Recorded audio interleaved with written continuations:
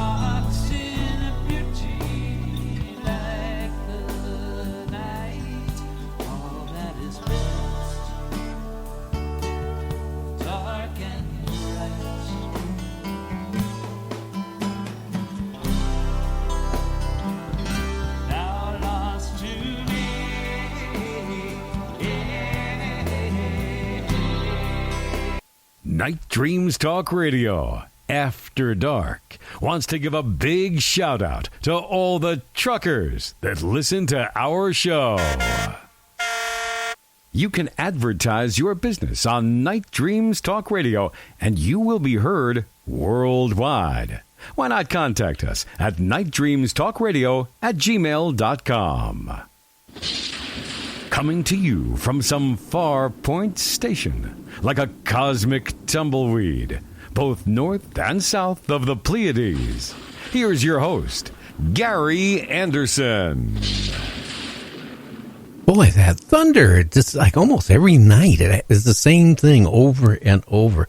Well, I tell you what, tonight, I just can't wait till we have Daryl on and Lyle on later on the show tonight, because we're going to be talking about ghost hunting again for the first hour and a half, and then the last hour of the show of having a guest on, we're going to be talking to Lyle Blackburn, and that's going to be about cryptids, monsters in his new book. James, I just can't wait. How about you? I can't either because, I've been looking forward to having Lyle on. For a while now, so because he's got a different point of view on cryptids and Mothmans and Bigfoots and all that kind of monster good stuff. So I've been looking forward to hearing what he's got to say, definitely. Oh, yeah. And you mentioned the other night you were getting snow. How much snow did you ever get? We got about an inch and a half, but you know what? By 10 o'clock in the morning the next day, it all melted. So it didn't hang around very long. No, and we're lucky where I'm live because you go miles north, and it starts to get a lot more snow, and you go about 100 miles north, and then they get like a foot of snow and lake effect snow from Lake Erie. And a lot of communities clear across from, from Lake Erie, Cleveland, over to Pennsylvania and upper state New York, up New England. They got hammered with a lot of snow. We didn't get but an inch. Yeah. Well, winter's is starting. So, I mean, we got a couple months of it. I wonder, what's the deepest snow you remember in your area? Well, we had the blizzard of, I think it was 78. And I think I was only about 12 or 13 or something, but we was out of school for 2 weeks, and that was a lot of snow. And matter of fact, it was awful because a lot of people had no electricity, and even though we was out of school, I had to work every day with my dad because he's a welder, and we was unthawing frozen pipelines every day, all day long.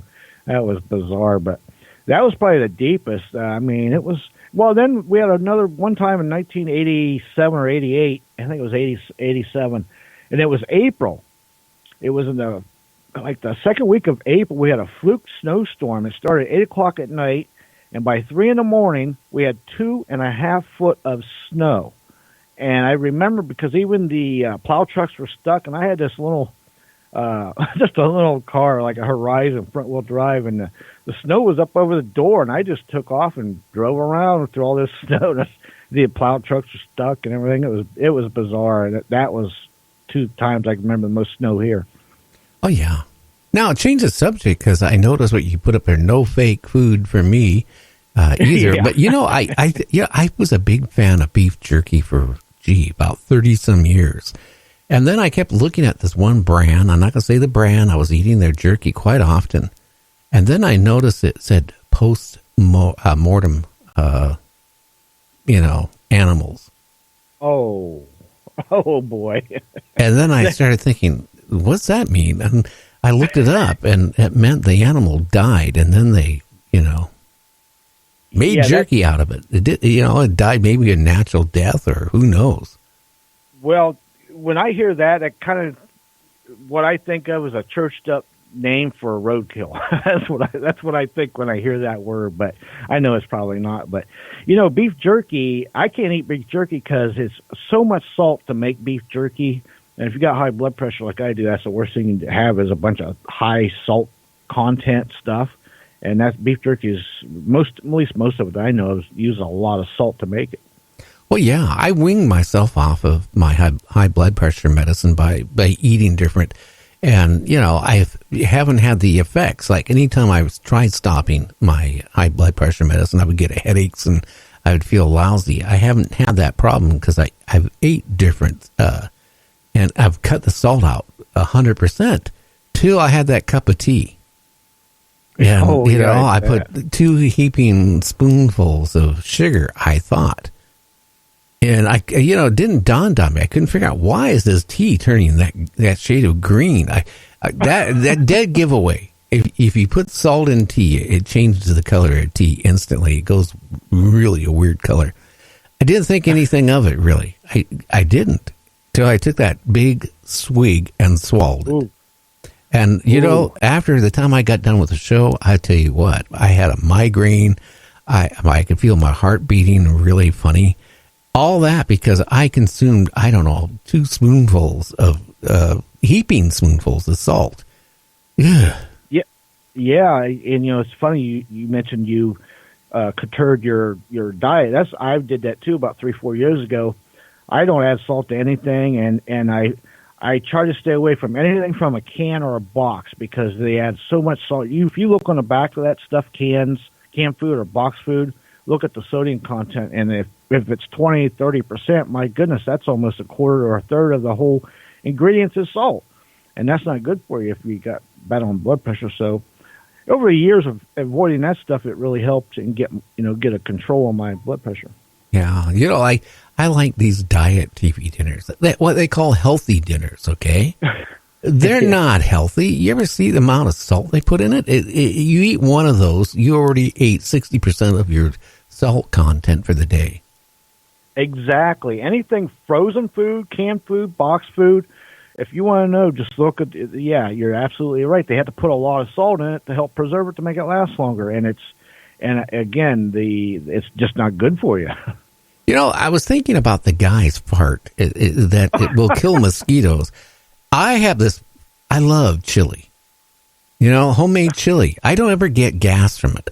I can eat bowl after bowl, never have a problem. But when I go buy a can of chili, and it's one of the major brands, I'll put it in a bowl, microwave it, eat it. I'll tell you what, my wife tells me to move out. But I don't understand why a canned chili versus homemade chili does that to you. Well, it's probably. I don't think it's so much over that as I think it's more in the ingredients than it is versus canned versus homemade. To be honest with you, and also if you're making it, you're using fresh ingredients, so that's probably has a big difference of the gas output also. Yeah, I'll put it this way. I could run a generator out of the amount of gas just from eating one can of chili. I will take your word for it. Your poor wife, I'll tell you. Oh, I don't know. You know what? This coming August, it'll be 43 years married to her. That's a long time. That's a long time. I give credit to you both for making it that long. Seriously. Yeah, well, death do us part. I mean, but I can say that my other marriages, my longest one was 2.5 years. One was 1 day, not 2 years and a half in 1 day. It was 1 day, and I went and got that annulled. I mean, let's see. I got married the first time. That lasted 2.5 years. I got married to the other one. That lasted 2 weeks. We got a divorce. Then we started dating again. And then, I don't know, we got married. And then I just looked at her in the morning and go, no. And that was the end of the marriage right there. That was it. I went and got a hold of my attorney and said, whatever you have to do, I'm out of this marriage. So pretty much you got 3 marriages that lasted 2.5 years and roughly 15 days. Give or take, yeah. Wow. Well, you've got the whole gambit there. 1 day, 2 weeks, 2.5 years to 43 years. So, well, at least you're pacing yourself this time. Well, yeah, I don't know. You find somebody it's 100% opposite of you. That is the key. Don't find somebody is compliant. It likes everything you do. Find somebody is totally opposite, and then the marriage works. I'm going to take your word for it. Seriously. Well, I mean, you must know from your experience of going on 43 years, so I can't argue with that. Yeah. But I still think about... What now? I still think about your first marriage where you came home and they were playing board games. You came home early and they had a board games and all kind of stuff going on. Yeah, Ouija board and candles and we had linoleum floors and they had like chalk on the floor with, the symbol and all that. It was scary, I tell you. And you had no clue that was going on, right? No. That would be a shock. You imagine coming home. I couldn't imagine coming home early from work one day and there's your bride with a bunch of strange people with wearing weird clothes and playing weird board games and doing all kind of crazy stuff. My goodness. Yeah, they had those little robes with a hood on. I don't know. Oh, my goodness. It was weird. And then I got mad and I took the Ouija board and I donated it to a thrift store miles away. And then like the next day or so, I come home again, purposely early. And here they are. And then they all stared at me. And then the word was, why did you do that? I go, why did I do what? You know what you did, Gary. And I was amazed that they did that Ouija board sit there and communicate with one of them and say, "Hey, come and